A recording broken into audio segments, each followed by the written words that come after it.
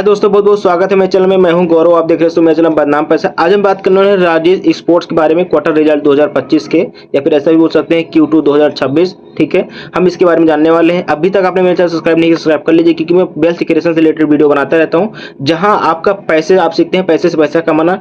Per day आपको 3-4 video तो मिल ही जाएगी, 5 वीडियो। ठीक है, बिना टाइम गवाते शुरू करते हैं। टाइम गवाते हुए शुरू करते हैं। टोटल इनकम फ्रॉम ऑपरेटिंग से जो इनका पैसा इस बार आया है, इनका 17,52,240 मिलियन की इस बार इन्होंने कमाए हैं। अब यही पिछले हम अगर क्वार्टर के देखें तो वहां पे देखें तो 13,15,417 मिलियन के आसपास में कमाए थे। वहीं अगर हम ईयर ऑफ ईयर बेसिस पे कंपेरिजन करते हैं, इनका तो 6,69,236 मिलियन के आसपास में कमाए थे। उस हिसाब से देखा जाए तो 6 लाख यहाँ पे देखा जाए 70,000 के हिसाब से इस बार 17 लाख रुपए कमाए, 17,52,240 मिलियन के आसपास में। तो इस बार इनका जो अच्छा खासा यहाँ पे उछाल आया है रेवेन्यू में। टोटल एक्सपेंसिव देखा जाए, यहाँ पे एक्सपेंसेस देखा जाए तो 17,50,870 मिलियन के आसपास में इस बार इन्होंने खर्च किए हैं। ठीक है, जिसमें बहुत सारी चीजें हो सकती हैं, जैसे हमें लोन हो गया, सैलरी हो गई, लोन का रिपेमेंट, मतलब कि लोन का रिपेमेंट हो गया, पेमेंट करना है। ठीक है, सैलरी हो गई। ठीक है, थोड़ा चीजें मार्केट में टूट फूट गई होंगी, बहुत सारी चीजें यहाँ पे हो सकती हैं, जो टोटल हर चीज उसमें, क्योंकि टोटल यहाँ पे एक्सपेंसेस है यहाँ पे तो 13,15,494 मिलियन के आसपास में पिछले क्वार्टर में इन्होंने खर्च किया था। और अगर देखा जाए यहाँ पे ईयर ऑफ ईयर बेसिक पे तो 6,68,000 के आसपास इन्होंने खर्च किया है क्वार्टर बेसिक, यानी 2024 सितंबर क्वार्टर के हिसाब से देखा जाए तो। उस हिसाब से देखा जाए तो इनका वैसे भी इस बार ये बढ़ा हुआ, एक्सपेंसिव बढ़ा है, रेवेन्यू बढ़ा तो एक्सपेंसिव भी बढ़ा होगा, एक्सपेंसिव बढ़ा तो खर्च भी बढ़ा ही होगा दोस्तों। टैक्स एक्सपेंस देखिए, इन्होंने इस पर 229 मिलियन के आसपास में टैक्स दिया है। पिछली बार इन्होंने 112 मिलियन के आसपास में दिया था। और वहीं अगर हम देखें 2024 सितंबर में इन्होंने तो सिर्फ यहाँ पे 88 मिलियन के आसपास में टैक्स दिया था। तो इस बार इन्होंने 329 मिलियन के आसपास दिया है। तो 88 मिलियन कहाँ और कहाँ 330 मिलियन के आसपास, बहुत ज्यादा अंतर है। पीपीटी कितना देखा जाए, पीपीटी प्रॉफिट बिफोर टैक्स देखते हैं, 1,03,000 यहाँ पे, नहीं माफ कीजिएगा, 1,03,82 मिलियन के आसपास में इनका यहाँ पे रहा है, प्रॉफिट रहा है, पीपीटी रहा है, प्रॉफिट बिफोर टैक्स रहा है। और जो कि पिछले क्वार्टर का अगर यहाँ पे कंपेरिजन करें ईयर ऑफ ईयर बेसिस पे, 717 यहाँ पे मिलियन के आसपास में इनका था।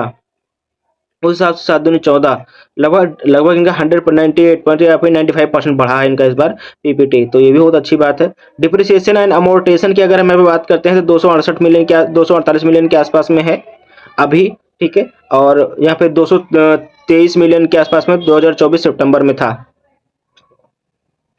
ठीक है, इंटरेस्ट इनकम उन्होंने कितना कमाया है, माइनस में 202 मिलियन के आसपास में है ये।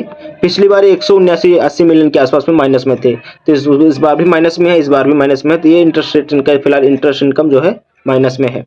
प्रॉफिट ऑर्डिनरी एक्टिविटी अंक देखें तो प्रॉफिट में देखें तो यहाँ पे इनका है यहाँ पे 1,040 मिलियन के आसपास में। पिछली बार इनका क्वार्टर 2024 में सितंबर में, यानी ईयर ऑफ ईयर बेसिक पे देखा जाए तो सिर्फ 455 मिलियन था, इस बार 1,040 मिलियन है। तो आप डिफरेंट लगा लीजिए, लगभग 105 15% लगभग इनका प्रॉफिट में इस बार रहे, परसेंट बढ़ा है इनका।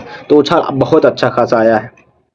अब थोड़ा सा नजर डाल लेते हैं कि एनुअल रिटर्न इन्होंने 5 साल में -60% रिटर्न दिया है। भाई ये तो गजब बात है। 3 साल में -75% रिटर्न दिया है। वहीं यहाँ पे इनका 1 साल में इन्होंने -20% का रिटर्न दिया है।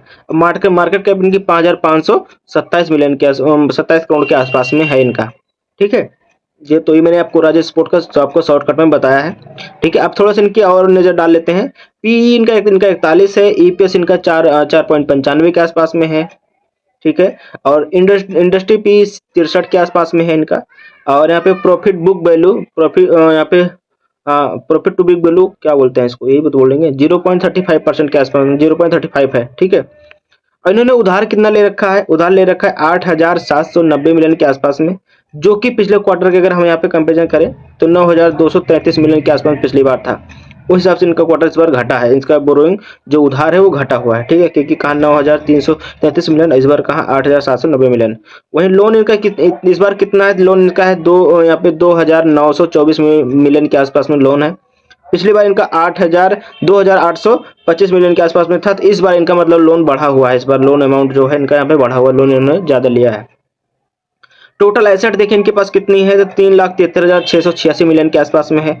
पिछली बार इनका जो था यहाँ पे 2,93,723 मिलियन के आसपास में इनका यहाँ पे टोटल एसेट था। ठीक है, यहाँ पे परफॉर्मेंस में और यहाँ पे हम देखें प्रमोटर, देखें तो प्रमोटर FIDH के नाम के यहाँ ले नाम मात्र बदला हुआ है, मतलब कि 2024 सितंबर से हम अगर देख रहे हैं 2025 सितंबर तक, तो जो यहाँ पे प्रमोटर हैं, जो यहाँ पे FIIs हैं, DIs हैं, पब्लिक है, जो नाम मात्र ले चेंज हुए हैं, बाकी थोड़ा बहुत 0.03%, 2%, 0.5%, 0.8%, इतना चेंजेस तो होते ही रहते हैं। ठीक है, उनका आना जाना स्वाभाविक है, वो लगा ही रहेगा। ठीक है, इन कंपनी का नेटवर्थ देखा जाए तो साल दर साल इनका नेटवर्थ बढ़ रहा है, मतलब अगर कंपनी कमा रही है तो सारा नेटवर्थ बढ़ाने में लगा रही है, कहीं ना कुछ कमाए लगा रही है। ये कुछ डिटेल है यहाँ पे राजेश स्पोर्ट्स के बारे में। बाकी वीडियो आपको अच्छा लगा हो तो लाइक कर दीजिएगा, चैनल को सब्सक्राइब कर दीजिएगा ऐसे लेटेस्ट न्यूज और डील्स, कॉन्ट्रैक्ट्स और इंटरेस्ट रेट रिलेटेड वीडियो की जानने के लिए मेरे चैनल सब्सक्राइब कर लीजिए। मिलते हैं किसी नए वीडियो में किसी नए टॉपिक के साथ दोस्तों। जय हिंद।